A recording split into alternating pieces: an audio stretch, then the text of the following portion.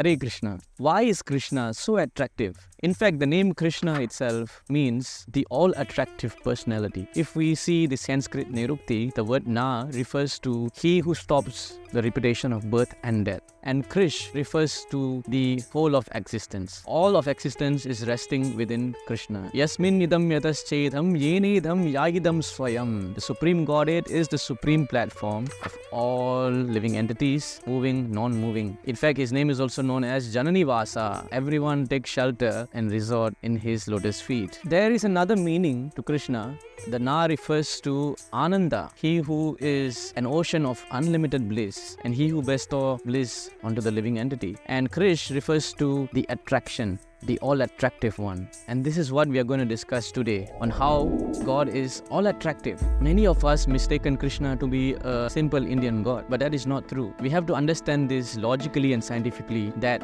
all the qualities that is found in the person called God is also found in Krishna, which means he is that supreme personality of Godhead. And what are those qualities? Here's a verse from Sri Vishnu Purana. Aishvaryasya samagrasya virasya yashasha shriya jnana vairaga yoschaiva sanna bhaga iti ghana. Bhagavan, the supreme personality of Godhead, is thus defined by Parashara Muni as one who is full in 6 opulences. Aishvaryasya, he is full of wealth. Virasya, he is full of strength. Yasasa means he is full of fame. Shriya, he is full of beauty. Jnana, he is full of knowledge. And Vairagya, he is full of renunciation. When you find these 6 opulences presented in a personality in full, he is known as God or Bhagavan. And Krishna is the one who possesses all these qualities in complete. Purna Brahma Sanatanam, he is the eternal supreme absolute truth. Purna means incomplete. It is due to his qualities that Krishna is all attractive.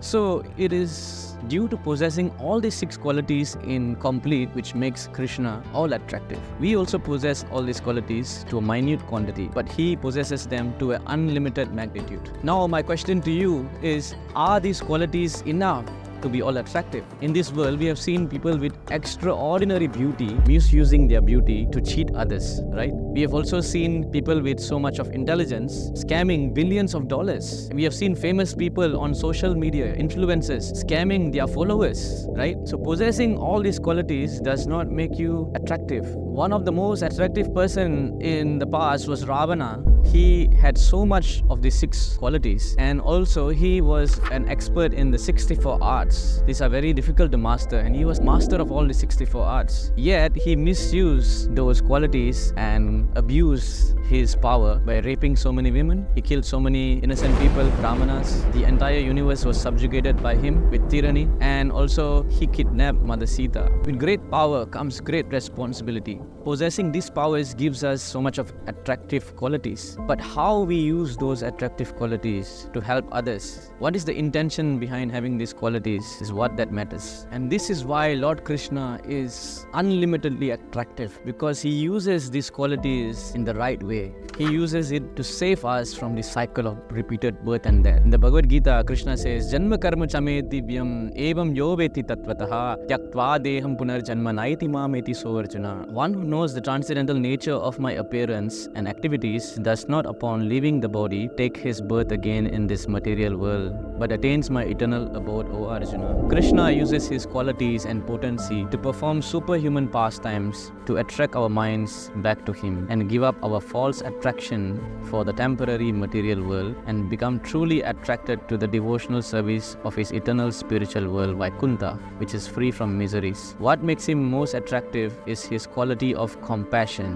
which he uses to save us from the suffering of this world of Maya. We see how he used his strength to kill the demon Putana, but since she came in a form of mother, she was liberated to Goloka to be his mother there. Here is an example of extreme mercy of the Lord, even to his enemy. What then about the devotees? It is said that a noble man accepts the good qualities of a person of doubtful character, just as one accepts nectar from a stalk of poison. Sukadeva Gosvami, the reciter of Srimad Bhagavatam, when he was born, immediately left his home and went to the forest. His father Vyasadeva was chasing after him, calling him, Putra, Putra, please come back. Sukadeva, being liberated from all material attachment, paid no heed to to his father. Vyasadeva was mortified at this, and because he wanted to teach Srimad Bhagavatam to his son, in order to entice Sukadeva to come back home, some of his disciples recited verses from the Bhagavatam. And once Sukadeva Gosvami heard them, his heart was captivated and he followed those students who led him to Sri Vyasa.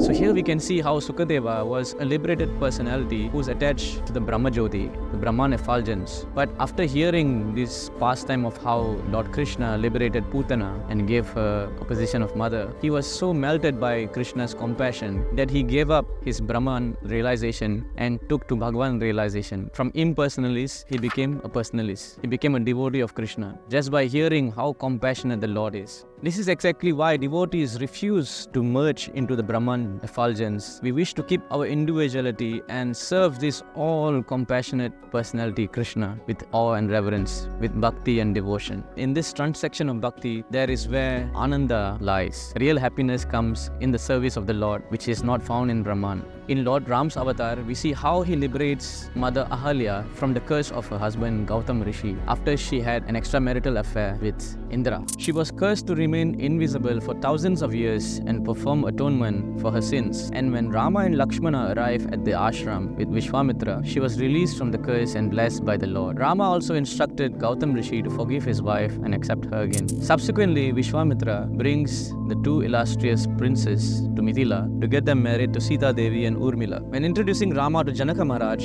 Vishwamitra first spoke about the fame of Lord Rama being the son of Dasarath and also being his disciple. He then spoke about the beauty of Rama and the strength of Rama, which he used to defeat several demons in the forest to protect the rishis while they were performing the fire sacrifice. Finally, he spoke about Lord Rama's mercy and compassion on how he released Ahalya from the curse of Gautam Rishi. Shatananda, the priest of Janaka, is also the son of Ahalya and Gautam Rishi, and he was in deep despair seeing his mother cursed for thousands of years, and he was praying when would the day come that she would be released. And when he heard that Lord Ram released her from the curse, immediately his heart melted seeing the compassion of the Lord. It was this compassion of Ram that attracted everyone to his lotus feet to surrender their lives in his service. Karunya Rupam Karunavataram. He is the embodiment of all compassion and he showers compassion to all. I take refuge and shelter on the lotus feet of Lord Ram. This is what makes Lord Krishna or Lord Rama so attractive is the quality of compassion. Lord is planning every second how he could save us. Sri Vallabheti Varadheti Dhayapareti Bhakta Priyeti Bhavalutana Khovideti.